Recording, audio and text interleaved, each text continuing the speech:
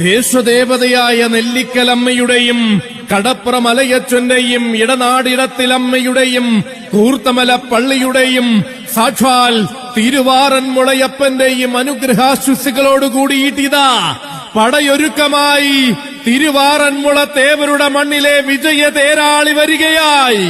അതെ, പോയ വർഷത്തിന്റെ ആവേശത്തിലും മന്നം ട്രോഫിയിൽ മുത്തമിട്ട ആറന്മുളയുടെ വിജയസൂര്യൻ, നെല്ലിക്കലമ്മ തമ്പുരാട്ടിയുടെ സീമന്തപുത്രൻ കോയിപ്രം പള്ളിയോടമിതാ നീരണിയുകയായി. തോറ്റുമടങ്ങിയ ശീലം കേട്ടുകേൾവിയില്ലാത്ത കോയിപ്രം കരയിലെ ആൺകുട്ടികളുടെ കയ്യും പിടിച്ചു വീണ്ടും ജലരാജാവിന്റെ വരവൊരുങ്ങുമ്പോൾ ഈ വരവ് കാണുവാൻ ഏവർക്കും സ്വാഗതം.